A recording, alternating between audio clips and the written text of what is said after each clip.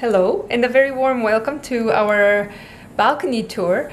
Today we're going to talk about the plants that we have here, and we're going to talk about the flower that we have. You will see it all around the balcony, different colors. We have it in our bee garden, and we have it in our small vegetable plot as well. This is the yarrow plant, or Achillea Millefolium. I hope I pronounce it correctly. Today we're going to talk about why I like yarrow, how you can use it, and why it is a really nice plant to consider to have in your vegetable garden. Join me! So it is a sunny afternoon, and we've had some relief from the really high summer temperatures that we've had lately, and today our balcony, it's more or less as you can see it. We have a lot of tomato flowers, we have some peppers forming, and I'm gonna show you the plants in more detail. And as well we're gonna talk about probably the most numerous inhabitant in our garden, that is the yarrow plant. So if we start from this corner here, we have one yarrow plant that it has this really nice pink florets.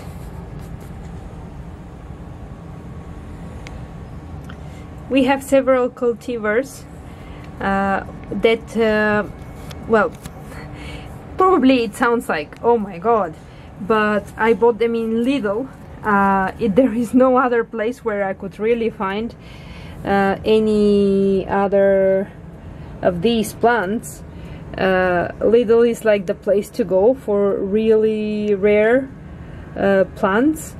We haven't visited a lot of nurseries because as well we don't have a lot of space, but if I have the possibility to buy a plant in Lidl and save the plant, I always do it. This is a rose geranium, as I've showed you in another occasion. And this is our hosta plant.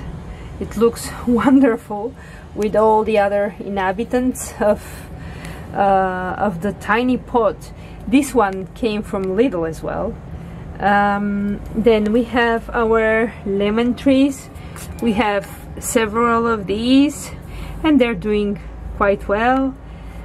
Our sage that has been transplanted some time ago. It hasn't recovered too much, but it has been really hot, and I suppose that well, the best place for a sage plant is the ground anyway. Then we have our mint. We've cut it back like 2 times already, and this is how it is at the moment. It was really badly eaten from bugs, but now it has recovered and it looks really nice and lush. Then we have the root cutting from a yellow Achillea plant, but I haven't got any leaves growing. What you can see growing there is a cucumber melon. It was on the other side and I transplanted it here, and they seem to be doing well. Then I have our red vein sorrel. This one wasn't lucky, didn't like the heat, and I think in general it's not quite healthy. It has like this whitish thing on the leaves. I have cut the leaves back several times, but it's not getting better. We will see what we're gonna do with it. Then we have another yarrow plant here. This one is a yellow flowered type. We have our tumbling tom tomatoes that are huge, and they're totally loaded, as you can see, like a lot of flowers. And we have our pepper plant that I was thinking, oh my god, are we gonna have peppers at all? So many flowers, no peppers. And then I saw this one this lucky morning, and I was like, oh my god, peppers. So yeah, I'm really happy about these ones. And so the peppers are doing well. Then we have another Achillea plant. This one has like this beautiful peach color. I really don't know if you can see it. Yeah, they're wonderful. They had more flowers when I brought them here. The thing is that I transplanted them, and some of the flowers dry. Well, as you can see, they've dried and lost their color, but when this one is in full bloom, it will be really pretty. And then we have our spider plant going crazy and flowering as well.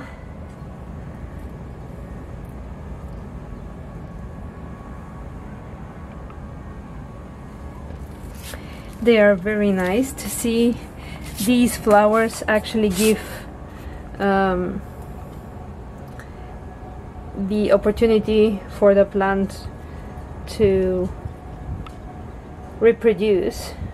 Yeah, I don't know if you can see it well. It's a little bit difficult.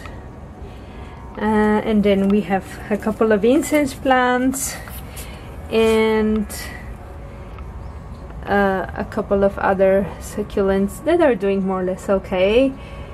Something was munching on one of them, and we found, as you can see here, we found the culprit. It was like a brown caterpillar of some sort. I really don't know what kind of insect was it. And then we have another one that is a Coreopsis, another perennial that we're keeping here, hoping that soon we will be able to transplant them to a more permanent garden, more permanent setting.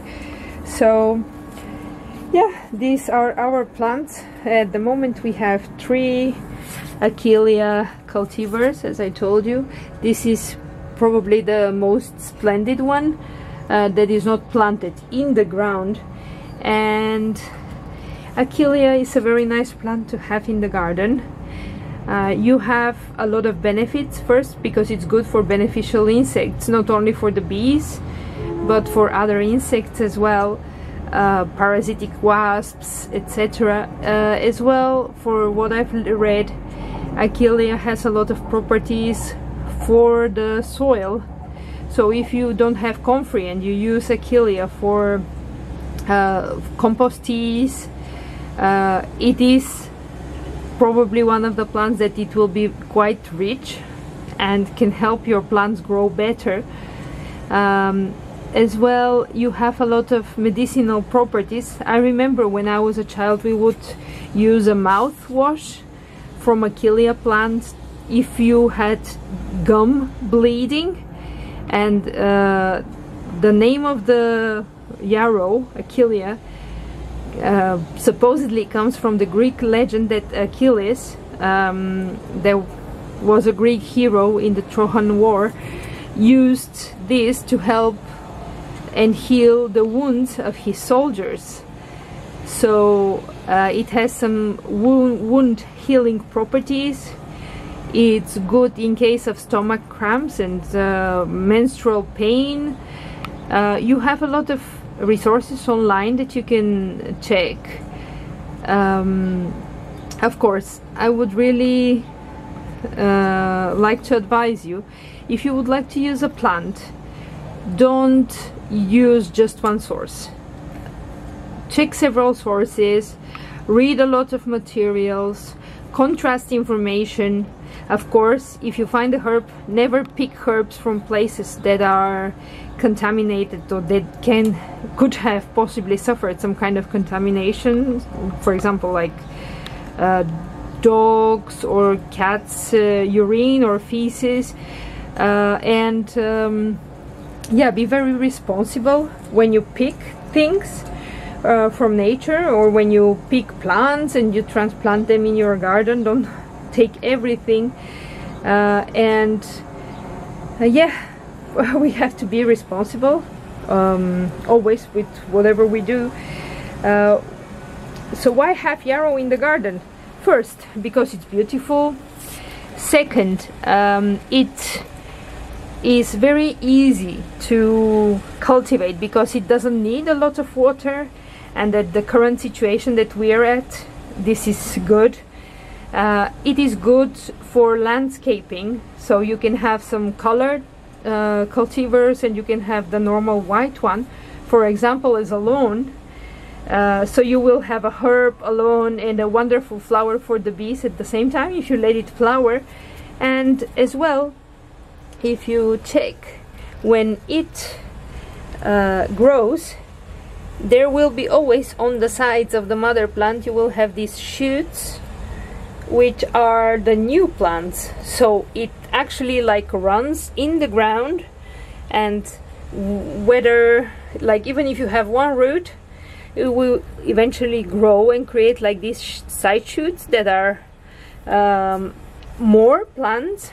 So you can have one and separate it, and then they will always come together because they're very, very quick and fast growing. Consider it in your garden because I think it's beautiful. It is easy to grow, and apart from that, it's very, very beneficial for you, and as well for the insects. Keep in mind that some plants can be toxic to cats, dogs, and other domestic animals.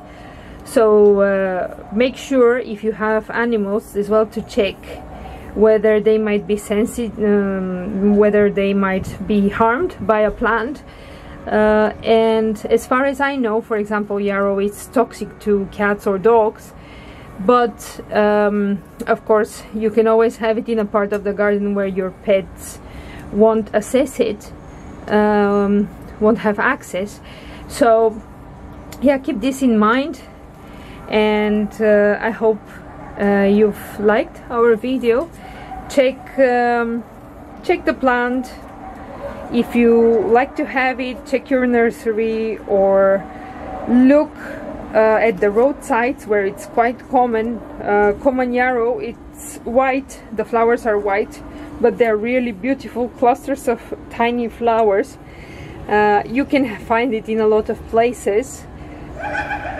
Check internet, get informed, and I hope you can grow this flower and you can use it. All the best. Have a wonderful week. Bye bye.